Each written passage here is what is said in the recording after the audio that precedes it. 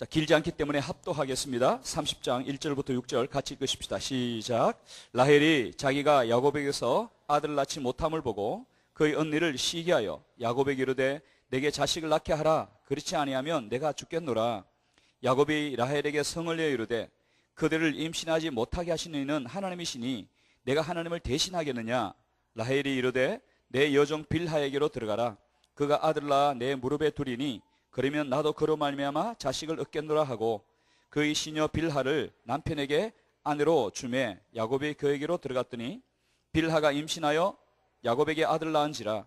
라헬이 이르되 하나님이 내 억울함을 푸시려고 내 호소를 들으사 내게 아들을 주셨다 하고 이로 말미암아 그 이름을 단이라 하였으며. 아멘. 저는 오늘 이스라엘의 12지파 단에 대해서 말씀을 나누기를 원합니다. 여러분, 이스라엘이라는 나라는 야곱의 12아들, 12지파에 의해서 형성되었습니다. 그렇기 때문에 야곱의 12아들이 이스라엘의 기원이기 때문에 굉장히 중요하다고 저는 본 거예요. 그래서 그의 출생을 보고, 그리고 야곱이 죽기 전에 12아들을 불러서 축복합니다.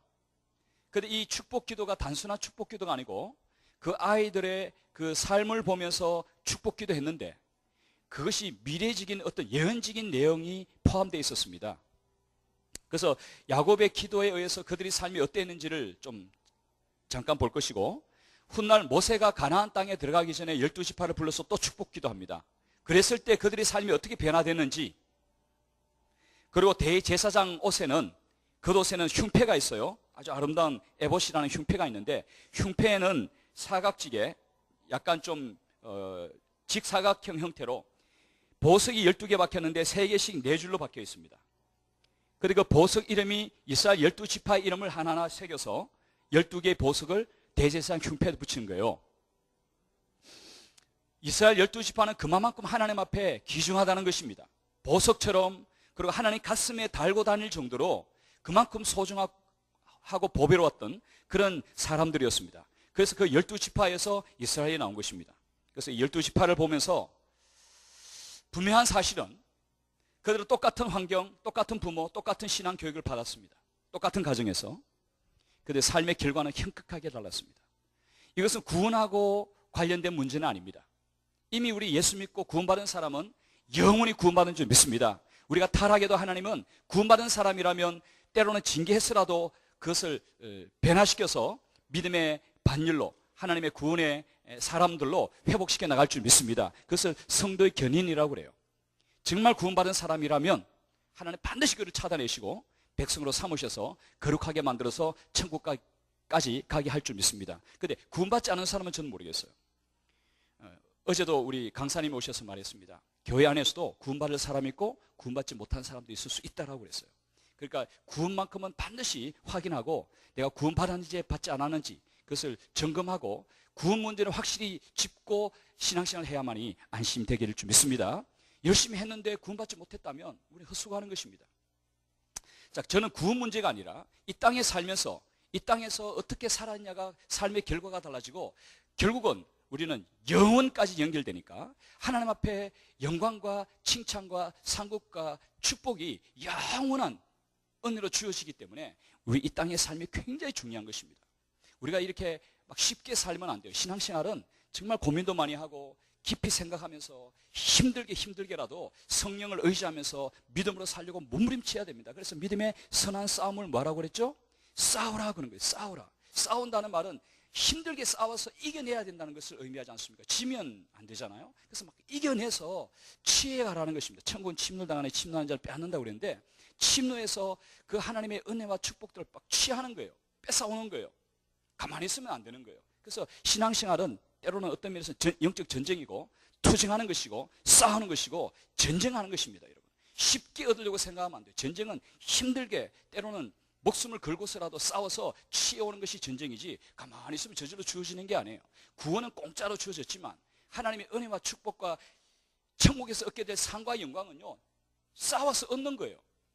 우리 옆 사람 인사하고 시작합시다. 싸워 얻읍시다. 아멘. 신앙생활을 가볍게 얘기하면 안 돼요. 그래서 물론 하나님이 우리를 도우시려고 예수님도 보내셨고 성령도 보내셨고 말씀으로도 함께 하시고 천군 천사가 우리를 돕기도 하고 하지만 내가 막 싸워가서 치워야 되는 거예요. 자, 그런 의미에서 오늘은 단에 대해서 알아보겠습니다. 여러분, 야곱에게는 네 아내가 있었습니다. 레아, 레아의 시녀 실바, 라헬, 라헬의 시녀 빌하, 이렇게 네 아내가 있었습니다. 레아에게서 르벤, 시몬, 레위, 유다, 이사갈, 스불론, 그리고 딸 디나를 낳았습니다. 레아의 시녀에게서 실바에게서 갓과 아셀을 낳았습니다. 라헬에게서 요셉과 베냐민, 11째 12째 아들 요셉과 베냐민을 낳았습니다. 라헬의 시녀 빌하에게서 오늘 말하는 단과 납달리를 낳았습니다. 여러분, 지난번 공부했죠. 르벤은 보라 아들이로다. 야곱이 라헬을 사랑했어요. 그 언니 레아가 날 늘 혼자 외롭게 있었어요. 그것 때문에 마음이 어려워서 혹시 내가 아들 낳으면 남편이 나를 사랑하겠지 하고는 간절히 기도해서 낳은 아들이 르벤이에요. 벤이라는 말이 아들이란 뜻이거든요. 그래서 보라 아들이로다 르벤이라고 이름을 지었습니다. 정말 그는 보니까 정말 장자다워요. 장자였습니다. 야곱의 기력이요, 능력이요, 권능이 탁월했습니다. 위골도 장대했습니다. 그런데 약점이 하나 있었어요. 그 정력이 물 끓는 것 같았어요. 그래서 그것을 좋은 의도로 그 힘이 있고 정력이 넘쳐났다는 말은 에너지가 넘쳐났다는 거 아니겠어요? 그것을 좋은 의도로 썼으면 굉장히 좋았을 텐데 그는 죄를 짓는 데 써버렸어요. 아버지 첩이었던 빌하를 통간하는 데 써버린 거예요. 그래서 그는 장자가 되지 못했고 탁월하지 못했고 나중에는 제가 오늘 친절하게도 주보에 보면 주보 오른쪽 보면 지도 하나 이렇게 복사했습니다. 그거 잠깐 한번 보실래요? 지도 보면 요단강 밑에 사해가 있죠. 새까만 거. 위에가 갈릴리 바다고요. 사해바다 오른쪽에 르벤 지파 땅이 있습니다. 이 지역이 굉장히 척박한 땅이에요. 그렇게 썩 좋은 땅이 아닙니다. 르벤은 장자였고 하나님의 축복을 받을 수 있는 모든 자격을 갖추어져 있었지만 그리고 또 탁월한 사람이었습니다. 정말 뛰어난 사람이었었어요. 그런데 범죄함으로 말미암아 모든 걸 다 잃어버리고 요단 동편 사해 지역의 땅 조그만 걸 차지했고요. 나중에 모세 시대 때 인구 조사를 해보면 르벤은 그 수가 현격하게 줄어들어버립니다. 르벤 지파가 약해져 버려요. 우리 예수 믿는 사람은 죄를 지으면 하나님께로부터 오는 좋은 것을 다 막혀버리기 때문에 탁월해도 탁월하지 못하게 되고 하나님의 축복에서도 반열에서 떨어지고 아주 약한 미약한 사람이 될 줄 믿습니다. 조심해야 되고 죄를 두려워할 줄 알아야 돼요. 시몬은 그 이름의 뜻이 들으셨다라는 뜻입니다.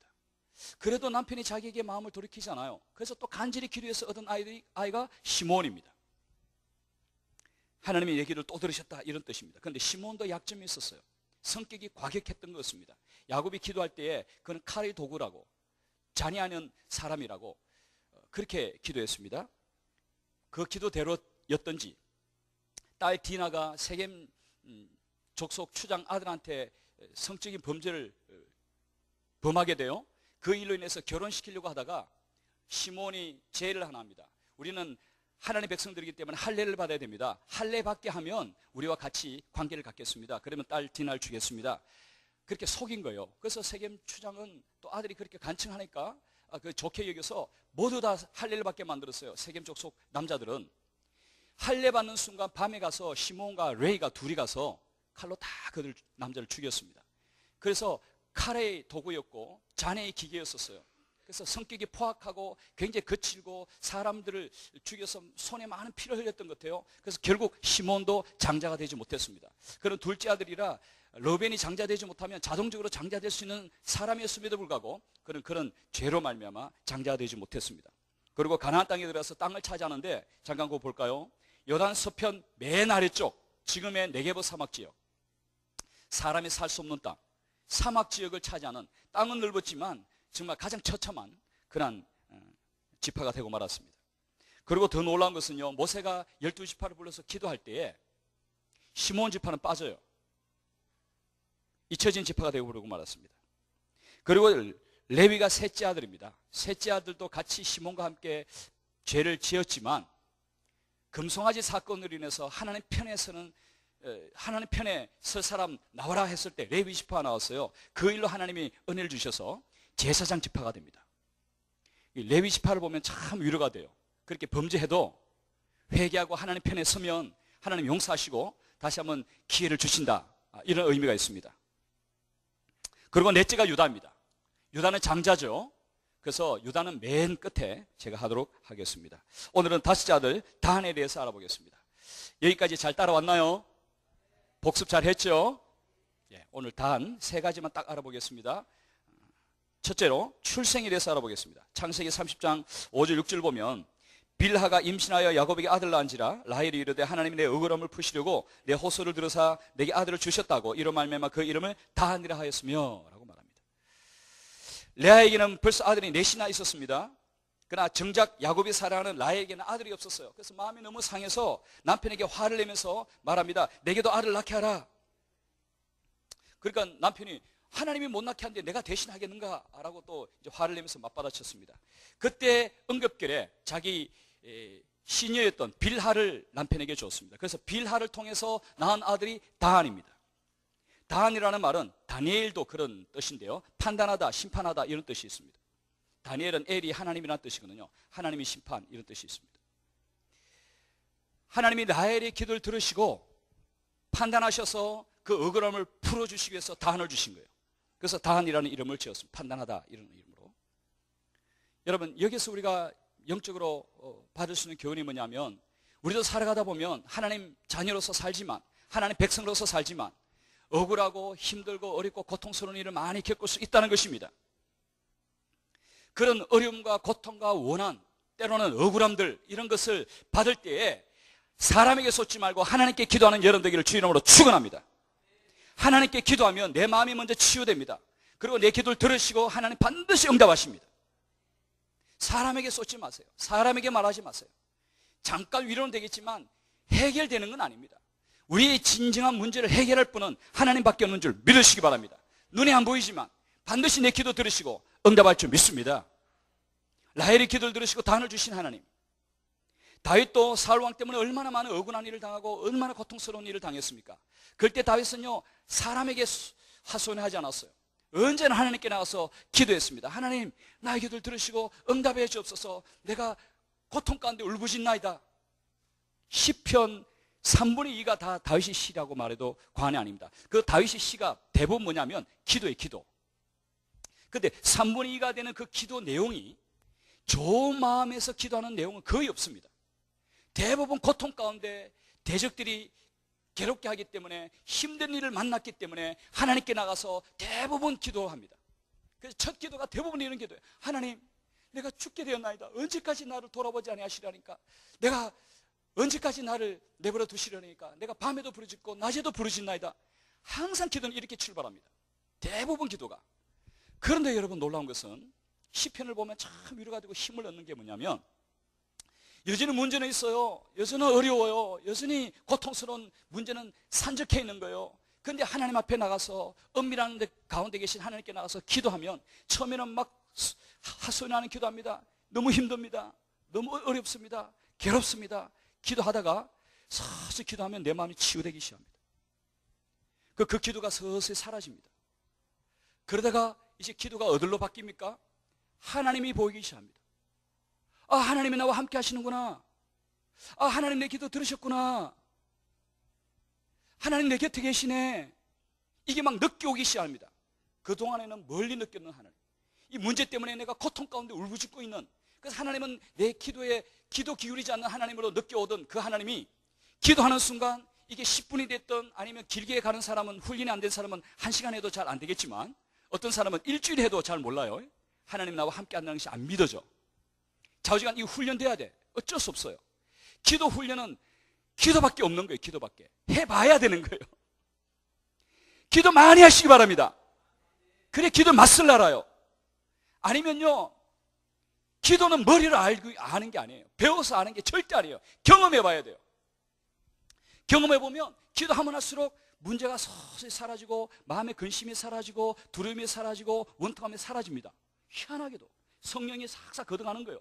그리고는 하나님이 서서히 느껴지기 시작하고 하나님이 보여지기 시작하고 하나님 나와 함께 한다는 것이 믿어지기 시작합니다. 그러면 다윗은 반드시 고통 가운데 울부짖으며 기도했다가 중간에 가보면 하나님이 내 기도를 들으셨도다 할렐루야 찬송하려다 이 찬양으로 바뀝니다. 그러면요 문제는 여전히 있는데 문제는 모래알처럼 작아지고 마음에서부터 하나님이 크게 느껴지기 시작하는 거예요. 이게 기도의 능력이에요. 이게 기도의 은혜라는 거예요. 할렐루야. 그 다음 마무리는 또 어떻게 기도 나오는지 아십니까?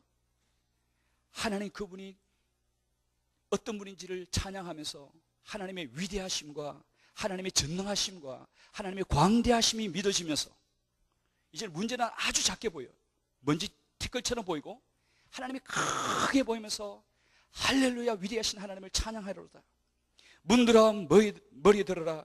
영원한 문들아 머리 들지어다. 영광의 왕이 누이시며 만군의 전쟁에 나가신 야훼시로다. 이런 찬양이 막 나오는 거예요. 고통 가운데 울부짖다가 마무리에는 문들아 머리 들어라. 들릴지어다 영원한 문들아 영광의 왕 들어가시도록 영광의 왕 들어가신다 하고 하나님이 크게 보이면서 문제는 아무것도 아닌 거예요. 그리고 하나님을 할렐루야 찬양하는 거예요. 그리고 현실에 와보면 어느 날 지금은 여전히 문제 가운데 있지만 내가 하나님이 믿어졌으니까 하나님 나와 함께 하는 것이 믿어지니까 문제가 더 이상 내게는 문제가 안 되는 거예요. 그런 믿음으로 주님을 찬양하면서 살다 보면 어느 날 문제가 싹 사라지고 하나님의 응답이 딱 오는 거예요. 할렐루야. 어떤 문제가 있습니까? 하나님께 쏟으세요. 그거 지니고 있으면 병나요. 여전히 문제 때문에 난 짓눌려요. 삶이 짓눌리고 마음이 짓눌리고 영혼이 짓눌리고 다 짓눌리는 거예요. 신앙의 맛을 하나도 몰라요. 그러니까 기도하면 다 풀리는 거예요. 하나님의 은혜가 넘치는 거예요, 여러분. 그리고 내 생활 속에서도 하나님의 은혜가 넘치는 거예요. 그거는 다른 비결이 없는 거예요. 기도밖에 없는 거예요, 기도. 제가 기도를 그렇게 강조해도 안 하는 이유가 맛을 모르니까. 맛을 봐야 맛을 하지 샘표간 자. 맛을 봐야 돼. 신앙의 맛은요 경험해 봐야 돼요. 경험해 봐야 돼요. 그러면 나도 모르게 막 하나님을 찬양, 위대하신 주 찬양의 위대. 하나님만 보이는 거예요. 이제 문제가 안 보이는 거예요. 그래서 진짜 하나님을 찬양하게 되는 거예요. 그러나 이런 문제 해결 안 되면요 위대하면서도 근심이 꽉 찬 가운데서 위대의 입만 벌리는 거예요. 그러니까 진짜 찬양이 안 나오는 거예요. 문제에 눌려서 찬양하니까. 그건 가짜 찬양인 거예요. 그 진짜 찬양이 아닌 거예요. 그러니까 기도하면서 다 해결되고 나면 마음에서 정말 믿어지고 하나님의 위대하심과 광대하심과 그 하나님이 나와 함께 하심이 믿어지니까 정말 찬양 나오는 거예요. 위대하신 주가 나오는 거예요. 그럴 때 전쟁은 야훼께 속했기 때문에 나는 하나님 찬양하는 동안 하나님이 전쟁에서 승리케 만들어줘 버리는 거예요. 모든 문제 다 해결해 버리는 거예요. 할렐루야. 그런 기도 생활, 여러분 어떤 억울함이 있습니까? 어떤 어려움이 있습니까? 기도하는 여러분 되기를 주의 이름으로 축원합니다. 두 번째로 야곱의 축복을 보겠습니다. 창세기 49장 16절 18절 보면 다는 이스라엘의 한 지파같이 그의 백성을 심판하리로다. 다는 길습의 뱀이요 새끼의 독사로다. 말굽을 물어서 그 탄자를 뒤로 떨어지게 하리로다. 야훼여 나는 주의 구원을 기다리나이다. 다는 그 이름 자체가 심판이라는 뜻이라고 말했습니다. 그런데 여기서 말하는 심판은 좋은 의미의 심판이 아닙니다. 좋지 않은 의미에서의 심판을 말합니다. 왜냐하면 그는 길습의 뱀이요 샛길의 독사라고 말했습니다. 길습에 딱 독사가 뱀이 숨어 있다가 말 탄자가 지나갑니다. 그러면 말굽을 탁 뭅니다. 갑자기 튀어나와서. 그럴 때 말 탄자가 놀래서 넘어지겠죠. 말도 놀래서 넘어지겠죠. 그래서 사람을 넘어지게 하는 자라는 말입니다. 그래서 다는 별명이 뱀이라는 뜻도 있습니다. 이 기도는 아까도 말했지만 야곱이 단순한 기도가 아닙니다. 다의 삶을 보니까 저렇게 살면 남을 넘어지게, 자기도 넘어질 뿐만 아니라 남도 넘어지게 하는 뱀 같은 인생인데 하고는 예언적인 차원에서 경고 차원에서 기도한 것입니다. 그러면 다한이 이 기도를 받았다면 아버지가 성령의 감동으로 준 기도라면 조심했어야죠. 그런데 다한은 조심하지 않았습니다. 여러분 영적 리더가 권면할 때, 영적 지도자가 권면할 때 가볍게 여기지 마시기 바랍니다. 여러분 설교는 어떤 면에서 보면요 예언적인 말씀이 많아요. 이렇게 살면 이런 일이 있을 거니까 이렇게 사십시오 하는 말은요 여러분들이 살고 있는 것도 있을 수도 있겠지만 살면 이렇게 될 것이다 라는 예언적 의미가 더 많은 거예요. 그 설교를 들을 때에 그냥 가볍게 들으면 안 돼요. 내가 저렇게 살아내야만이 저런 결과를 얻겠구나 라고 결단하고 믿음의 결단을 해야 돼요. 할렐루야. 권면하는 것도 마찬가지입니다. 자꾸 그러면 안 좋을 것 같아. 빨리 하나님께 돌아오세요 할 때가 하나님 부르시는 경고의 메시지입니다. 그럴 때 돌아오면 살고 안 돌아오면 문제가 생기는 거예요. 다한은 조심하지 못했습니다. 그래서 큰 죄악에 빠졌습니다. 사사기 18장 보면 다한 지파가 전쟁을 치릅니다. 그래서 라이스라는 지역을 정복합니다. 그런데 그 이름을 다한이라고 지었어요. 자기 이름을, 지역 이름을 지었습니다. 그런데 그곳에다가 신상을 세우고 우상을 숭배하게 만들었어요.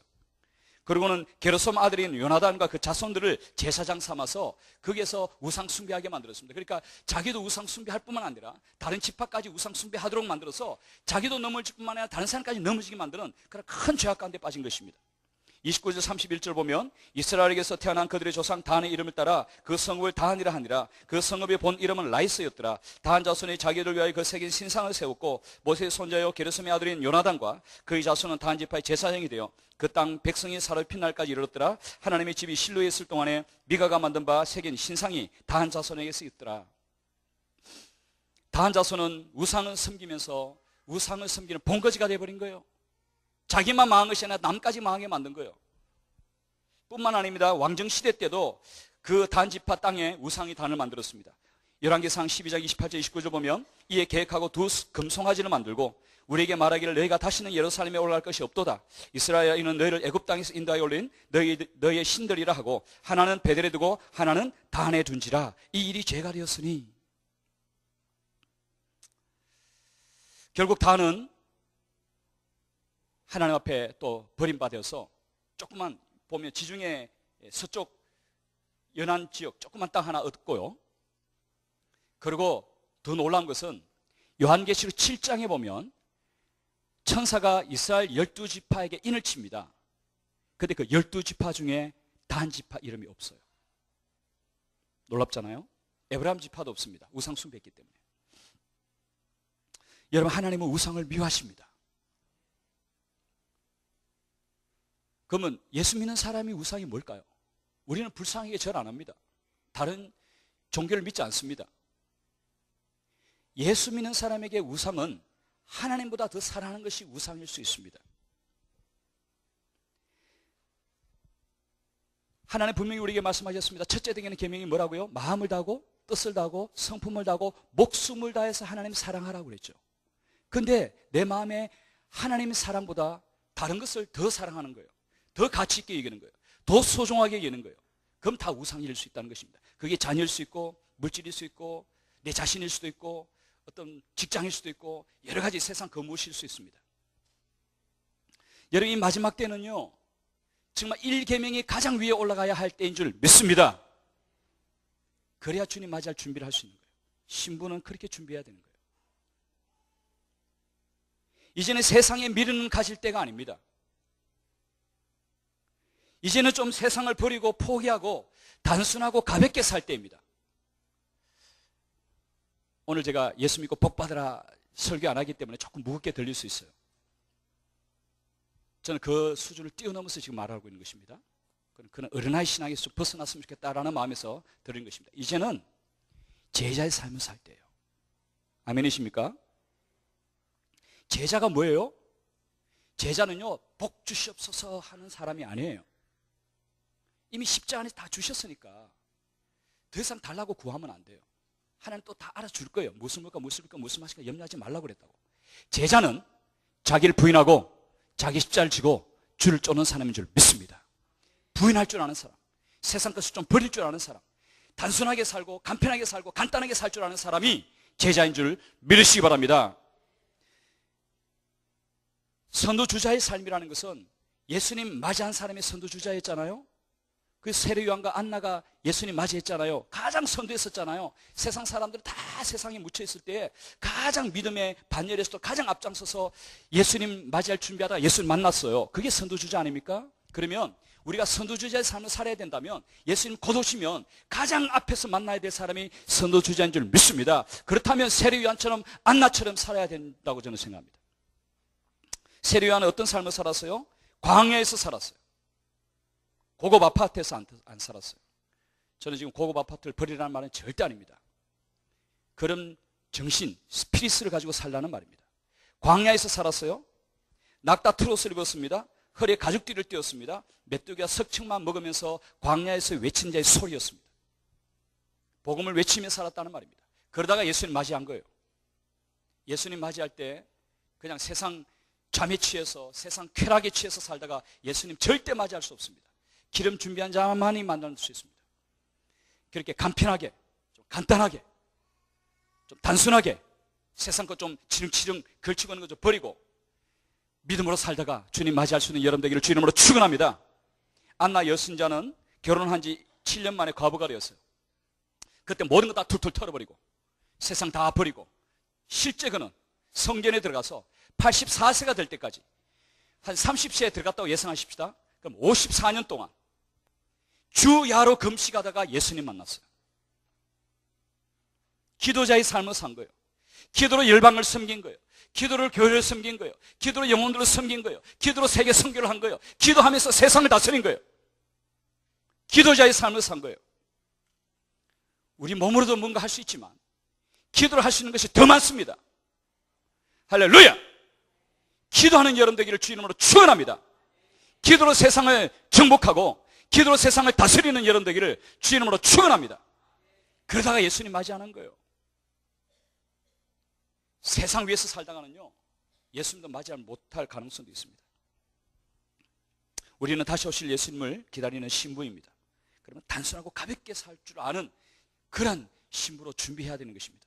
히브리서 12장 1절 2절 보면 이러므로 우리에게 구름같이 둘러싼 흔한 정인들이 있으니 모든 무거운 것과 얽매기 쉬운 죄를 벗어버리고 인내로서 우리 앞에 당한 경주를 하며 믿음이시오 또 온전케 하신 예수를 바라보자. 그는 그 앞에 는 기쁨을 위하여 십자를 참아사 부끄러움을 개의치 않아 하시더니 하나님 보좌 우편에 앉으셨느니라. 흔한 정인들처럼 믿음의 선진들처럼 모세처럼 애굽의 부하도 버릴 줄 알고 죄악의 낙도 버릴 줄 알고 바알의 공주의 아들 칭함도 버릴 줄 알고 그거는 이 땅에 있을 때 잠깐 필요한 것이지 영원한 것이 아니니까 영원한 것을 위해서 버릴 줄 알고 그리스도의 백성과 함께 고난받는 것을 절거하면서 고난의 길을 들어간 것입니다. 간편하게 산 것입니다. 그게 무슨 화로운 옷이 있고 화로운 침대가 있고 화로운 삶이 있겠어요. 광야는 아무것도 없는 하나님 나라를 위해서. 그래서 무거운 것과 얽매기 쉬운 죄를 벗어버리라는 거예요. 무거운 것, 얽매기 쉬운 것은 죄가 아닙니다. 그러나 죄를 지을 가능성이 있는 무거운 것 벗어버리는 거예요. 얽매기 쉬운 것 벗어버리는 거예요. 주만 바라보고 주만 의지하면서 살아갈 수 있는, 주 안에서 나는 만족하게 살 수 있다, 주님이 공급해 주시는 그로만 나는 살아갈 수 있다라는 믿음을 가지고 사는 자에게는 무거운 것 벗어버릴 수 있습니다. 얽매기 쉬운 것 벗어버릴 수 있습니다. 간편하고 간단하게 살아갈 수 있습니다. 주님 한 분이면 충분합니다. 할렐루야! 주님 한 분이면 충분하다고 믿고 살아가는 거예요. 그 사람이 제자의 삶이고 선도주자의 삶을 사는 것입니다. 여러분, 올림픽에 나가는 단거리 육상 선수가 액세서리 걸고 목걸이 걸고 온 치장 다 하고 뛰는 사람 봤습니까? 가장 간편한 복장으로 경주하면서 뛰어가는 거예요. 그래야 금메달 받을 수 있죠. 우리는 믿음의 경주를 하는 것입니다. 폈더니면서 달려가는 사람들입니다. 경기하는 자라고 말했어요. 그럴 때는 세상 치렁치렁하고 좀 버리고 가장 간편한 복장으로 믿음과 기도와 말씀을 의지해서 달려가는 것입니다.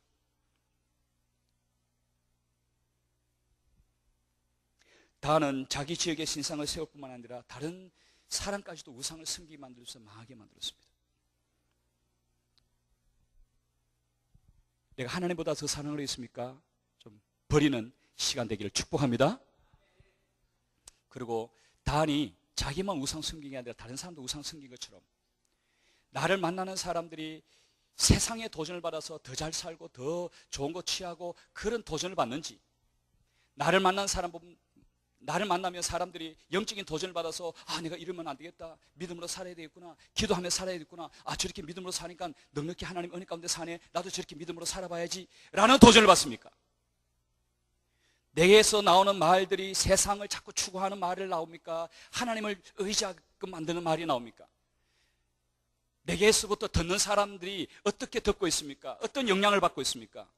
다한처럼 우상 숭배하는데 그렇게 영향을 받는 사람들로 만들지 말고 거룩한 도전을 받고 영적인 도전을 받도록 만드는 여러분 되기를 주 이름으로 축원합니다.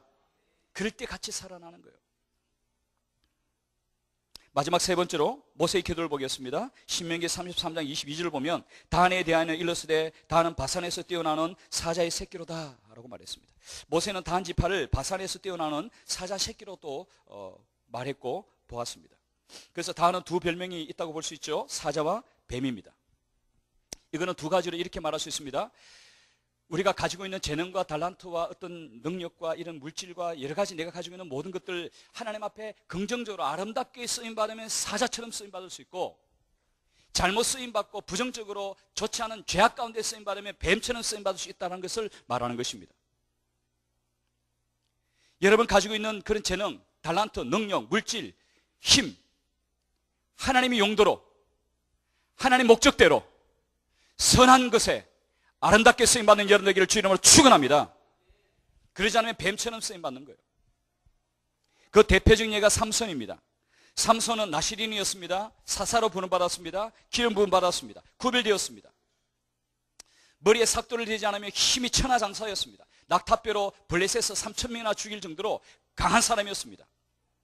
그런데 그는 정욕을 여인에게 빼앗기면서 드릴레라는 여인에게 유혹당함으로 말미암아 머리도 잘리고 블레셋에게 잡혀갔을 때 눈도 뽑히고 두 손이 쇠고랑에 묶여서 기둥에 묶여서 처참한 말로를 맞게 되었습니다. 하나님이 주신 특별한 은혜, 하나님이 특별히 주신 축복들을 죄악 가운데 쓰임받으니까 눈알이 뽑히면서 블레셋에 잡혀가서 두 기둥에 묶여서 처참한 말로를 겪는 것입니다. 그러다 하나님의 은혜를 주셔서 다시 한번 힘을 주셨습니다. 그때 마지막으로 남은 힘을 다해서 기둥을 엎어렸더니 살아생전에 블레셋 사람을 죽인 사람보다 더 많았더라 라고 아주 조금 명예스럽게 부끄럽지 않게 죽긴 했습니다만 얼마나 부끄럽습니까? 하나님이 주신 그 재능, 능력, 달란트, 물질, 은혜를 죄악 가운데 쓰므로 말미암아 그 다 소진시켜버리고 비참하게 죽게 되는 그런 삼손이 되고 말았습니다. 그런 사자처럼 쓰임받는 것이 아니라 뱀처럼 잠깐 또 쓰임받다가 잠깐 회복은 됐지만 그런 결과를 낳게 되었습니다. 여러분, 내가 가지고 있는 실력, 능력, 재능, 물질, 에너지, 정력 다 좋습니다. 하나님 내게 주신 것들 어디에다 씁니까? 사자처럼 쓰임받고 있습니까? 뱀처럼 쓰임받고 있습니까? 하나님을 위해서 쓰고 있습니까? 세상을 위해서 쓰고 있습니까? 세상 정욕을 위해서 쓰고 있습니까? 하나님의 영광을 위해서 쓰고 있습니까? 하나님의 영광을 위해서 쓰임받는 여러분 되기를 주 이름으로 축원합니다. 제가 지난 철야 때 한 말씀을 나눴어요. 이것을 잘 들으시고 우리 그리스도인들이 어떻게 살아야 할지에 대해서 한번 분별하시고 정말 잘 선택할 수 있는 은혜가 있기를 바랍니다. 미국에 흑익인 노예 제도가 있을 때입니다. 대부분 남부 사람들은 목화 재배를 했기 때문에 흑인들 다 이용해서 목화 재배를 했죠. 그래서 부를 이루었습니다. 그때 아브라함 링컨은 하나님을 믿는 사람이었기 때문에 이 흑인 노예 제도는 없애야 되겠다라고 말했을 때 누가 제일 먼저 반대했습니까? 남부 사람들이 제일 먼저 반대했어요. 그래서 전쟁까지 일으킨 거 아니겠습니까? 그런데 여러분, 남부 사람들은 대부분 교회 다녔어요. 다 하나님을 섬기는 사람이었습니다. 그런데 한번 상상해 보십시오. 그들이 아침에 흑인들이, 노예들이 차려준 음식을 먹고 그들이 준비한 화려한 옷을 입고 교회 갑니다. 그 교회 가서 기도합니다. 예배 드릴 것이죠. 그리고 기도할 때 뭐라고 했을까요? 제가 조금 비아냥거려도 이해해 주십시오. 그럴 수도 있고 아닐 수도 있겠지만 대부분 그랬을 것 같아요. 하나님, 우리 목화 농장 축복해 주옵소서. 비도 많이 내리게 하시고 흑인들이 건강 잃지 않게 하시고 일 열심히 해서 많은 목화 재배를 해서 생산을 많이 이루게 해 주옵소서. 그러고는 와서 그 흑인 노예들 착취합니다. 기껏 한다는 것은 추수감사주일날 칠면조 조금 준 것으로 자기는 굉장히 자비로운 사람인 걸로 착각합니다. 이게 크리스찬입니까? 이게 진짜 복입니까? 이게 정말 공평한 복인가요? 이게 정말 하나님이 축복하신 걸까요? 그런데 그 중에 신앙의 양심을 가진 백인이 있었습니다. 많지는 않았지만 그 중에 그 자료 보니까 나오더라고요. 그분은 흑인들의 노예가 하나님 앞에 합당치 않다고 생각하고 선조로부터 받은 그런 유산을 포기하기로 결단하고 흑인들을 다 자유인으로 만들어버렸어요. 그리고 다 풀어줘요. 자기는 거지가 되는 거예요. 살 수 없죠. 자기도 이제 나무 집에 가서 일하면서 살 수밖에 없는 비참한 신세가 되는 것입니다. 이 사람이 저주받은 걸까요? 이 사람이 어리석은 걸까요? 세상으로 볼 때는 미련하죠. 그러나 하나님 편에서 볼 때는 어때요? 이 사람이 제자인 것입니다. 제자는 자기를 부인하고 자기 십자를 지고 주를 쫓는 사람입니다. 할렐루야. 할렐루야. 우리가 어떻게 살아야 되겠습니까? 우리 더 많이 가져야 되겠습니까? 여러분, 지금은 마지막 때라고 저는 봅니다. 예수님이 정말 곧 오실 때가 가까웠습니다. 이제는 더 이상 다고 할 때가 아니라고 저는 봅니다. 많이 주셨어요. 우리도 사실 알고 보면요, 상위 1%예요. 우리가 전 지구촌에 보면 우리가 상위 1%에 들어간다니까. 우리 자꾸 욕심으로 다고 해서 맨날 모자란 것처럼 다고 하지만 너무 많은 걸 우리는 가지고 있어요. 북한은 지금 굶주려 죽어가는 사람이 말도 못한다니까요. 하루에 기아 영양실조로 죽어가는 아이가 10,000명이에요. 10,000명. 지금도 10,000명이 지금 죽어가고 있어요. 내게 주신 그런 물질, 내게 주신 재능, 내게 주신 달란트 어떻게 쓰실까요? 모자라서 더 달라고 할래요? 아니면 이제 쓰는 고민할래요? 저는 이 마지막 때는 쓰는 고민을 해야 된다고 봅니다. 어디다 쓸까? 어떻게 쓸까? 어디다 더 아름답게 쓸까? 하나님이 원하는 것이 어딜까라고 쓰는 고민하는 여러분들에게 주님으로 축원합니다. 이제는 제자의 삶을 살 때예요. 더 많은 것을 구할 때가 아닙니다. 간편하게 살 때고 버릴 때고 쉽게 살 때입니다. 너무 많은 것을 가지면요, 세상과 함께 망합니다. 롯의 아내는 미련 갖다가 뒤돌아보지 말라 했는데 뒤돌아보다가 소금기둥 되잖아요. 이제 세상 미련 가질 때가 아니에요. 좀 버리며 살 때예요. 제자는 많이 가지려고 하지 않습니다. 간단하게 삽니다. 예수 한 분이면 충분하다고 믿고 그분만 따라가는 것입니다. 그러기 위해서는 성경적인 재정관을 가져야 될 줄 믿습니다. 저는 여러 가지가 있지만 물질로 한번 딱 함축해서 이제는 우리 예수 믿는 사람들이 어떻게 물질을 관리하면서 살아야 할지에 대해서 성경적인 재정관을 말해주면서 다 말할 수는 없지만 오늘 잘 배우시고 이제 남은 생에 정말 그렇게 살다가 주님 앞에 칭찬받고 영광받는, 그래서 이것이 하늘나라에 가보면요 영원한 상하고 연결되어 있다니까요. 오늘 내 헌신 하나가 그냥 없어지는 게 아니에요. 하나님 나라에 가면요 영원한 상급으로 남아있는 거예요. 이거는 우리의 수고와 헌신과 주의 이름으로 하는 모든 헌신은요 영원하고 연결되어 있다니까. 오늘 잠깐 하다가 알아주고 끝나고 올림픽 금메달 받으면요, 지금 황영조 뭐 기억하는 사람 별로 없잖아요. 금메달 잠깐 받았다 그냥 사라지는 거예요. 그러나 주를 위해서 살았던 모든 삶은요 영원한 것과 연결되어 있으니까 그 은혜를 놓치지 말고 오늘 내게 주어진 기회를 하나님 나라를 위해서 쓸 줄 아는 여러분 되기를 축복합니다. 자, 그렇다면 성경적인 재정관에 대해서 제가 몇 가지 알려드릴게요. 첫째가 뭘 알아야 되냐면 우린 청지기 사상이라는 사실을 절대 잊지 마십시오. 하나님의 것으로 나에게 맡기셨다. 내 것이 아니다. 우리가 왜 자꾸 소유하려고 합니까? 내 것이라고 생각하기 때문에 소유하려고 하는 거예요. 그거 더 많이 가지려고 하는 거예요. 왜? 미래가 불투명하니까 많이 가져서 안정되게 살려고 자꾸 취하려고 하는 거예요. 내 인생은 하나님께 맡기고 하나님이 내게 맡기셨다. 그럼 하나님의 목적대로, 하나님의 용도대로, 하나님의 선한 뜻대로 쓰임받아야죠. 청지기는요 하나님 뜻대로 쓰임받아야 하나님 더 채우시는 것입니다. 자, 그러면서 이제 돈 버는 목적에 대해서 5가지를 간단하게 알아볼게요. 잘 기억해 놓으시고 그렇게 한번 살아봤으면 좋겠습니다. 첫째는 예수 믿는 사람이 돈을 버는 목적이 있어야 돼요. 그냥 막 벌면 안 돼요. 그냥 가지기 위해서 벌면 안 돼요. 그는 세상 부자고 그러다가 타락하는 거예요. 그 돈이 우리를 찌르는 거예요. 그래서 돈을 사람이 일만하게 뿌리가 되거든요. 그러니까 돈을 다스릴 줄 알도록 하되, 자, 돈을 버는 분명한 목적을 가지고 살면 우리는 돈을 아주 유용하게 쓸 줄 알게 되는 사람이 되는 줄 믿습니다. 첫째가 뭐냐면 11조하기 위해서 돈 버십시오. 뭐라고요? 11조하기 위해서. 돈 버는 목적이 뭐라고요? 11조하기 위해서 돈 버는 거예요.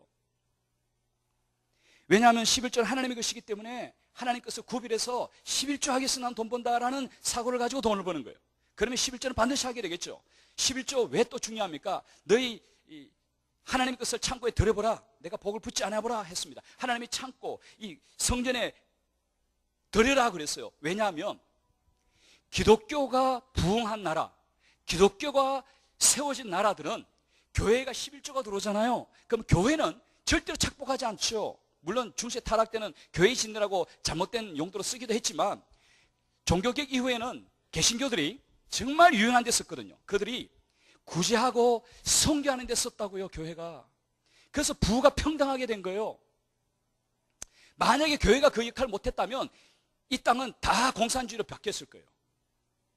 여러분, 지금도 우리나라 통계청에서 사회사업, 소외되고 가난하고 불우한 이웃을 돕는 기관이 기독교가 빠지면 나라 망합니다. 기독교가 30%, 40% 차지해요. 정부가 할 수 없어요, 그거는. 교회가 하는 거예요, 교회가. 할렐루야! 자랑스러운 거예요, 이거는. 진짜 멋진 거예요, 교회. 불교는 10%도 안 돼요. 천주교도 10%도 안 돼요. 기독교가 40%, 30%, 40% 한다니까요. 그러니까 기독교가 지금 당장 가난한 자에게 돕는 구제 손길이 끊어지면요, 나라 공산주의 일어나는 거예요. 가만 안 있죠, 가난한 사람들이. 기독교가 그만큼 좋은 일을 하고 있다고. 여러분, 11조 하시기 바랍니다. 돈 버는 목적을 11조 하는데 돈을 버는 목적으로 삼으시는 여러분 되기를 주의 이름으로 축원합니다. 못하는 사람들 빨리 회개하십시오. 하나님이 이런 선한 마음을 모르고 그걸 안 한다는 것은 정말 믿음이 없는 거고 하나님 가슴을 아프게 하는 것입니다. 두 번째, 사업하는 사람들은 인금 주기 위해서 돈 버십시오. 인금 주는 재미, 남 잘되게 하는 재미, 남을 풍성하게 하는 재미로 돈 버는 거예요. 내가 가지기 위해서 돈 버는 게 아닙니다. 사업하는 사람들, 우리 청년들, 만약에 나중에 사업한다면 돈 주는 재미로 돈 벌어. 할렐루야! 우리나라가 왜 빈익빈 부익빈 현상이 일어납니까? 적게 주고 내가 많이 가져서 문어발식으로 확장해서 내가 부를 축적하려니까 빈익빈 부익부 일어나면서 이 땅에 천민 자본주의가 들어온 거예요. 원래 기독교에서 자본주의가 들어왔거든요. 기독교 사상에서. 그런데 기독교는 빠지고 자본주의 사상만 들어오니까 가진 자가 그것을 이용하니까 천민 자본주의가 되어버린 거예요. 부정부패가 만연해지고 정경유착이 만연해지고 그러고는 빈익빈 부익부 현상이 막 일어나는 거예요.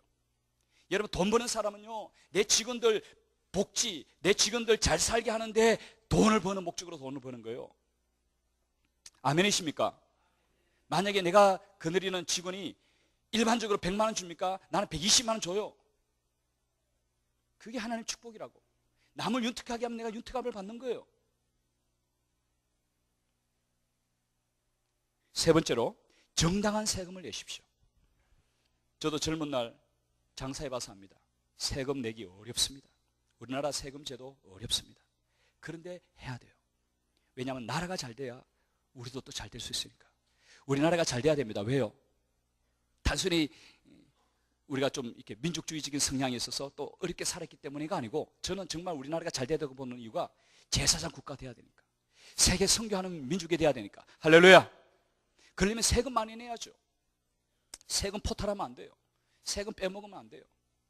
여러분, 유럽은요, 세금이 60% 걷어갑니다. 100만 원 벌면 60만 원 걷어가고 40만 원 가지고 살아요. 그래도 불평 한마디 없어요. 왜요? 그건 사회주의니까. 나중에 노후가 되면 다 돌려받는 거예요. 그래서 젊은 날 열심히 일해서 다 세금 바치고 나이 들면 그때 다 혜택을 받는 거예요. 그래서 불평 없이 세금 다 내는 거예요. 우리는 어찌하든 세금 안 내려고 세금 포탈하고 떼먹고 줄이고, 그래서 나라가 약해지는 거예요. 세금이 많아야 힘이 있죠. 그래서 복지도 하고 골고루 잘 살게 만들지 않겠습니까? 우리 예수 믿는 사람은 가이사의 것은 가이사에게, 하나님의 것은 하나님에게 할 수 있는 은혜가 있기를 축복합니다. 직장인들은 뭐 갑근세 따로 떼니까 뭐 뗄 것도 없지만, 사업하는 사람들은 정당하게 납세의 의무를 다할 수 있는 은혜가 있기를 축복합니다. 네 번째로, 직장인들은 구제하십시오. 할 여력이 없으면 안 해도 됩니다만은 여력만 있으면 하십시오. 구제는요, 생활화돼야 됩니다. 특별한 날, 특별한 어떤 그런 마음을 가지고 하는 게 아닙니다. 그 성경적인 가치관이 아닙니다. 성경적인 가치관은요, 모두가 다 잘 살아야 되기 때문에 구제가 생활화돼야 되는 것입니다. 이스라엘 사람들은 구제를 생활화합니다. 제가 한 자료를 보니까 그들은 째다카라는 게 있어요. 그 째다카라는 단어 자체가 공이라는 뜻입니다. 그들은 구제라는 단어를 째다카라고 써요. 그런데 그 단어 자체는 공이라고 말합니다. 이게 무슨 말이냐면, 하나님이 나에게 필요해서 은혜를 주셔서 물질의 복을 주셨어요. 근데 또 혜택을 못 받는 사람도 있을 수 있잖아요. 이 세상 제도가 그렇게 만들다 보니까 가난한 사람이 있을 수 있다는 거죠. 그러면 있는 사람들은 하나님의 공의로운 차원에서 구제를 하라는 거예요. 그래서 구제는 구제라고 말하지 않고 공의라고 그래요. 공의. 하나님이 똑같이 나눠 먹도록 만들었지. 어떻게 이렇게 불공평하게 잘 사는 사람 잘 살고 못 사는 사람 못 살게 만드는 것이 하나님의 공입니까? 이거는 세상 제도가 만든 거죠. 세상 악구조가 이렇게 만든 거죠. 이거는 하나님이 만든 게 아닙니다. 아멘이십니까? 여러분, 토지 공개념 성경적으로 보면 하나님의 법이에요. 근데 우리는 토지를 다 사유화하잖아요. 그래서 이게 문제가 됐잖아요. 땅값이 너무 비싸서 집이 없잖아요. 이게 세상 구조가 잘못돼서 그런 거예요. 하나님의 정당한 구조로, 하나님의 정당한 법으로 산다면 다 잘 살게 돼 있어요. 만약에 빚을 져서 내가 땅을 담보로 해서 돈을 빌렸어요. 근데 못 갚았어요. 7년 되면요 다 변제해줘요. 안식년이 되면 다 갚아주는 거예요. 더 이상 이자도 묻지 않아요. 돈 다시 다 돌려줘 버려요. 땅을 그냥 돌려줘요. 그러니 가난한 자가 있을 수가 없는 거예요. 이 세상 제도는 너무 악한 거예요. 너무 불공평한 거예요. 이런 불공평한 사회 가운데 예수 믿는 저와 여러분들이 공의롭게 살아갈 수 있는 은혜가 있기를 축복합니다. 그게 구제라는 거예요. 구제. 있는 것을 나누는 거. 그거는 공의 차원에서 한다는 거예요. 유대인들 집에 가면요 푸슈케라는 게 있습니다. 동전함이 있어. 동전함 박스로. 유대인 아이들은 만약에 잔돈이 있습니다. 그러면 집으로 들어가다가 잔돈 남은 게 짤랑짤랑 주머니에서 소리 나면 그것을 푸슈케함에 집어넣습니다. 그러면 땅글랑 하는 순간 누가 또 나의 도움을 받겠구나 하고 기뻐하면서 들어간다는 거예요. 이 푸슈케는 가정뿐만 아니고 회당에도 있고 학교에도 있고 심지어는 미국 뉴욕 다이아몬드 상점에 가도 있대요. 왜냐하면 미국 다이아몬드 가게는 그 유대인들이 다 잡고 있거든요. 유럽도 마찬가지고. 그 다이아몬드 상점에 가도 푸슈케가 있어서 다이아몬드 사고 나가다가 유대인들은 거기다 또 돈을 넣고 간다는 거예요. 그것으로 구제하고 가난한 자를 돕고 하면서 가난을 없애는 거예요. 하나님의 공의가 다 이루어지도록. 심지어는 예루살렘 통고의 벽에 가면 제가 사진 자료 하나 띄울까 하다가 그냥 말로 해도 되겠다 싶어서 안 가져왔습니다. 통고의 벽에 가면 할머니 한 분이 좀 가난하고 어렵게 과부가 돼서 살았는지 모르겠지만 이 일회용 컵을 하나 들고 그 통고의 벽 앞에서 이렇게 째다카 한대요. 그건 무슨 의미냐면 하나님께 나가서 통고의 벽에 가서 기도하기 전에 먼저 공의를 베풀고 가서 하라, 이런 의미에서 그 사람들이 그렇게. 근데 아무나 하지는 못하게 해요. 그것도 허락된 사람만 해요. 그래서 몇 사람 없다는 거죠. 그러면서 째다카 하고 있다는 거죠. 제가 통고의 벽 가봤는데 그 사람 못 봤습니다만은 잘해보고 제가 알게 됐어요. 그런 식으로 이스라엘 사람들은요 구제가 생활화되어 있어서 같이 잘 유대 공동체는 굉장히 단합이 잘 돼 있잖아요. 같이 잘 살도록 그렇게 섬기는 거예요. 공의 차원에서. 그래서 그런지 빌 게이츠가 유대인인 거 아십니까? 그 빌 게이츠가 2006년도에 개발도상 국가에 지원한 돈이 300억 달러입니다. 34조. 개인 재산은 500억 달러인데 3분의 2를 개발도상국에 지원해 준 거예요. 사회로 하는 것입니다. 워런 버핏도 유대인입니다. 2004년에서 28년까지 총 406억 5,500만 달러, 약 60조. 그는 점심 한 끼 햄버거 하나로 만족하는 사람이에요. 자동차도 그렇게 썩 좋은 자동차도 타지 않는데요. 그 집도 아주 오래된, 그러나 자기 삶이 익숙한 그 집 하나 살면서 그 부가 사회로 다 돌리는 거예요. 멋진 부자죠. 정말 멋진 부자입니다. 그래서 미국에서는 돈 잘 쓰는 사람을 부자라고 말하지 가진 자를 부자라고 말하지 않습니다. 우리나라는 아직 이게 기독교적인 사고가 없기 때문에 많이 가진 자를 부자라고 부러워하고 존경하고 하는데 잘 쓰는 사람을 부자로 말하는 거예요. 그래서 유대인들이 돈 잘 버는지는 모르겠습니다. 여러분 11조 하기 위해서 돈 버십시오. 아멘. 인금 주기 위해서 돈 버십시오. 세금 내기 위해서 돈 버십시오. 그리고 구제하기 위해서 돈 버십시오. 여러분 구제할 길이 굉장히 많아요. 우리는 너무나 잘 아는, 하도 들어서 이제 좀 식상하게 들리는, 우리 그 가수 시연 알죠? 200명 도와요. 200명. 하루에 한 달에 2천만 원 그냥 구제로 나가는 거예요. 진짜 멋진 크리스천인 것 같아요. 매달 2천만 원 그냥 나가는 거예요. 매달 200명을 아예 자기 아이로 양아들로 삼고 섬겨요. 여러분 월드비전, 컴패션, 많이 지구촌 그 가난한 자들 돕는 그 어린아이 그런 선교가 굉장히 많습니다. 관심 가지시고 내게 주신 복 나누는 여러분 되기를 축복합니다. 나누기를 축복합니다. 그러다가 주님 맞이해야죠. 소유하지 마십시오. 움켜쥐지 마십시오. 그 부끄러운 부자입니다. 손을 펴십시오. 주는 자가 받는 자보다 복되다 했습니다. 마지막 5번째는 선교하기에서 돈 보십시오. 내가 못 가니까 나 대신 간 사람 섬겨야죠. 그들이 선교 마음껏 할 수 있도록 할 수만 있으면 힘에 지나도록 우리가 해야죠. 그래서 정말 성경이 말하는 부자가 되기를 축복합니다. 사해바다는 물 받기만 했기 때문에 썩어서 생물이 살지 못합니다. 그러나 갈릴리 바다는 헐몬산에서 내린 물을 받아서 요단강으로 내리기 때문에 늘 살아있어요. 우리가 거기 가서 베드로 고기 먹어봤거든요. 손바닥만 합니다. 굉장히 커요. 민물고기인데 맛있더라고요 정말. 그런 고기가 푸득푸득 살아납니다. 여러분 내게 주신 재능, 능력, 은사, 달란트, 물질, 시간, 에너지, 모든 꿈, 비전 주님 앞에 쏟는 여러분 되기를 주의 이름으로 축원합니다. 그럴 때 사자처럼 쓰임받는 거예요.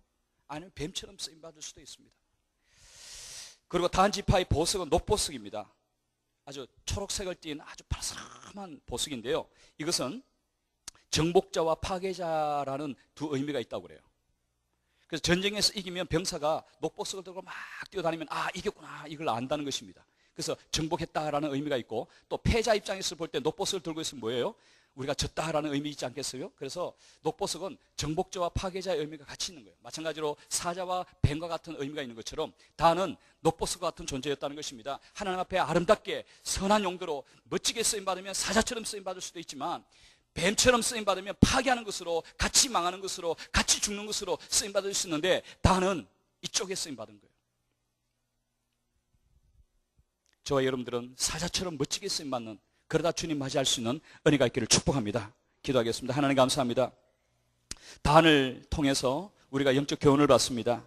아버지 하나님, 내가 가진 재능, 달란트, 물질, 시간 모든 것들 하나님이 주신 것입니다. 하나님의 선한 용도로 하나님이 기뻐하는 모습으로 쓰임받게 도와 주옵소서. 사자처럼 쓰임받기를 원합니다. 성령이여 역사하여 주옵소서. 우리가 세상을 위해서 하나님 죄악을 위해서 뱀처럼 쓰임받지 않기를 원합니다. 성령님 도와주셔서 정말 마지막 때 주님 오실 그때를 기다리며 주님 맞이할 때 부끄럼 없이 설 수 있도록 성령님 도와주옵소서. 예수님 이름으로 기도드립니다. 아멘. 우리 시간 한번 기도할 때 하나님, 내가 남은 생에 살 때 더 많은 것을 가지기 위해서 구하지 않고 이제 가진 것을 쓰면서 베풀면서 섬기면서 사는 제자의 삶을 살게 도와 주옵소서. 사자처럼 쓰임받기를 원합니다. 나를 사용하여 주옵소서. 주의 새 몸으로 통솔을 기도하겠습니다. 주여 주여 주여. 하나님 감사합니다. 하나님 감사합니다. 아버지 하나님이여, 우리가 단의 모습을 통해서 영적인 교훈을 받습니다. 우리가 단처럼 아버지 하나님이여 뱀처럼 쓰임받지 않기를 원합니다.